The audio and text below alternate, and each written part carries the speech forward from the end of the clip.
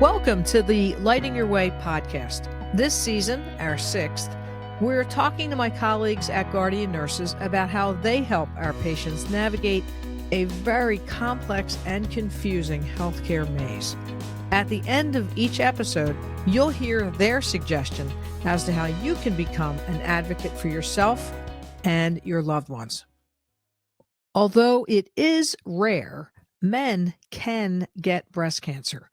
About 1 in 833 men will develop breast cancer in their lifetime. The number for women is 1 in 8. As we head into October, which is Breast Cancer Awareness Month, I speak with my Guardian Nurses colleague, Charlotte Jaroma, as she shares her brother's personal story with breast cancer. Welcome back to the Lighting Your Way podcast, Charlotte Jaroma. Nice to have you back. Thanks for having me again, Betty. Appreciate being here. Yeah, well, you have a very compelling story, I think, that we want to share, and particularly as we approach October, which is Breast Cancer Month. I want to make sure that we're telling the right stories, and I think yours is a particularly compelling one. So why don't we get started talking about breast cancer in men, which I know you've had a personal relationship with. So tee it up for us. Sure. So a few years back, I got a phone call from my brother, who was 32 at the time, and he was explaining to me how he was at work, and he walked into a rearview mirror of a truck, and he had a little bit of a lump in his chest. He waited a few weeks, and it just kind of didn't go away. So he went to his family doctor, and his family doctor said, listen, it's probably just trauma-related, but we're going to get an ultrasound just to check it out. So we got an ultrasound, and they did indeed find a mass in his breast. The doctor, again, they were like, listen, you're a guy, you're 32. This is so, I'm like, we're going to do a needle aspiration, and we're going to just test it and see what's going on. But it will probably be benign. Well, lo and behold, when they tested it, he was diagnosed at that time at 32 with stage 2 ductal carcinoma. Wow. So they were all very shocked. He was a young man, otherwise pretty healthy. He was kind of heavy, but other than that, he was a pretty healthy guy. And he was starting his breast cancer journey right there. Wow. How many times have we as nurses heard stories where patients will have something happen to them unrelated, right, to the eventual diagnosis that they receive? But like that, your brother banged into a rearview mirror, right, got a bump on his breast, but, revealed that there was a breast cancer in there. Like it's amazing to me. Little right? blessing in disguise that he hit that mirror and he thought to look into it further. Yeah, I mean, like sometimes we'll hear, and you particularly having been in the ER, that folks will have a car accident and they'll do a chest X-ray just to be safe, and then they find something, right, or a CAT scan. So I guess it's a divine intervention that had your brother bang into. Here, let me get this guy to bang into the rearview mirror. That'll teach him. Right, not just clumsiness, but really meant to be at that time. Right. So so he's died.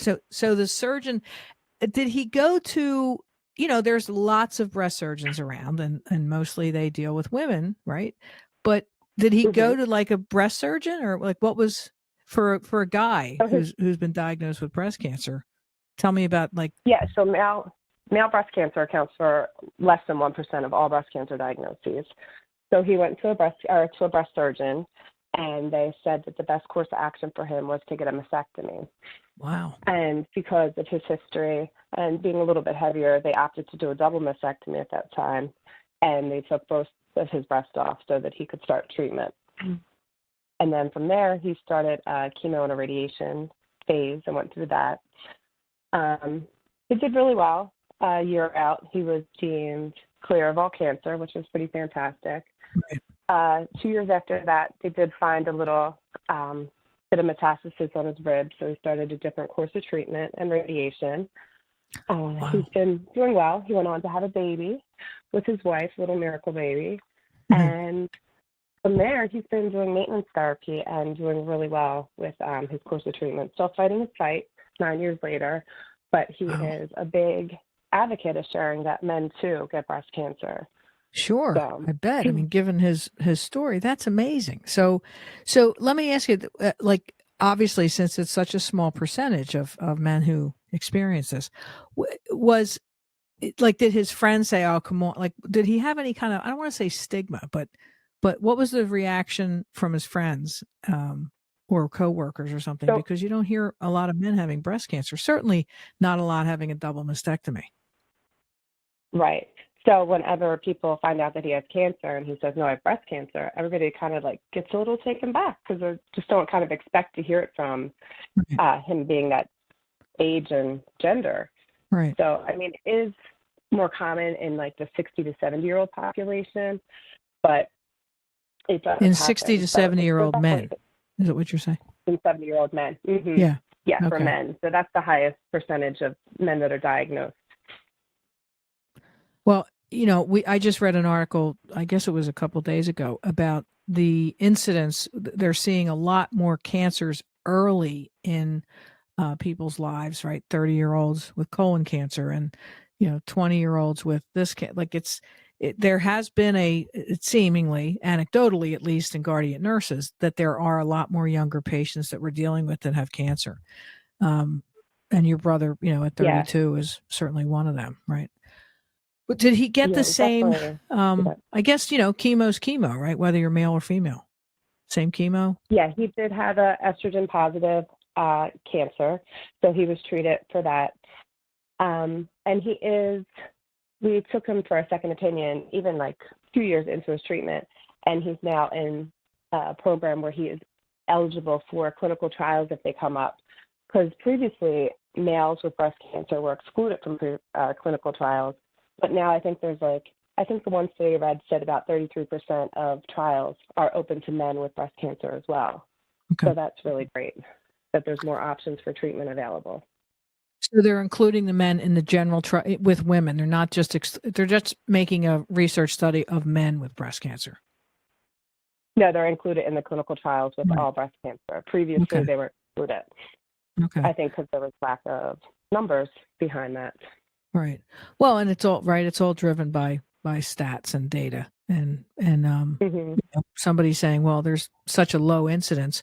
Like, why, for instance, even at 32, were men to get mammograms, he wouldn't have been eligible for a mammogram. There is a family history of breast cancer for some people. Like that does make you like one of 5 patients with family history that are male can get breast cancer. In our case, we did have one aunt who had breast cancer. She was BRCA negative, and he too was BRCA negative, so that wasn't a factor. But they said other risk factors could be things such as obesity or increased levels of estrogen. Anybody that could have radiation exposure to their chest are also at higher risk for developing breast cancer as a man. Wow. So, what do you I mean, I guess, at 32, do you recommend that men do breast self-exam? Absolutely. I think everybody should know their body, and including their breast. Even though you're a man, you should be aware of what your breasts feel like routinely. You should always check under your armpits to see if there's any swelling or lumps there. When you look at your breast, make sure there's no like irritation or dimpling, any discharge from your nipples, or any lumps or swelling. Because anything like that, even though you think it could be something else, you should probably alert your doctor just to get checked out because you never know what it could be. Right. Well, clearly, in your brother's case, he just bumped into thank God he bumped into the rearview mirror. Wow. Yeah, we say that all the time. I'm really happy that he was so diligent about getting checked out. Yeah, because so what, he's 40, 41 now? 9 years? He is 41, 9 years later.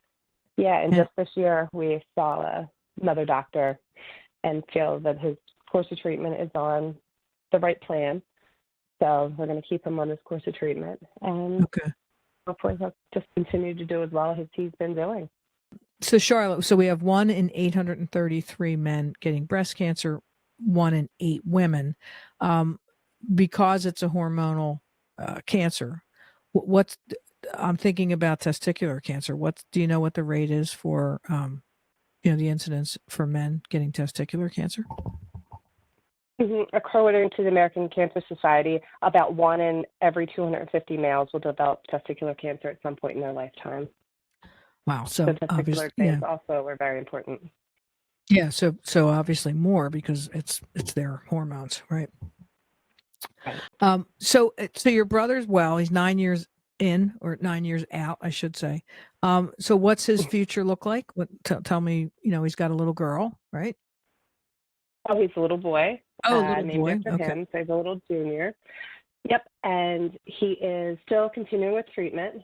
He'll stay on treatment and enter surveillance. He has a great team behind him. He's got an amazing support system with his friends and family. Not just saying that because I'm his sister, but no, he really does have a great support system. He's got a great sister. His sister's been his best advocate. Right. I do try to go with him to some of his appointments, the big ones at least. And I always get my updates. So his numbers are trending down, and he's tolerating his treatments well right now and doing really good. Wonderful. That's great. I'm glad to hear it. I didn't ask, and I don't want to end with this, so let's not end with it. But did his insurance cover all of his treatment? He did. His insurance did cover all his treatments. He was very fortunate. They had a big fundraiser to help him with things outside of his insurance needs, but the insurance did cover all his treatments and his second opinions. That's great. Thank God.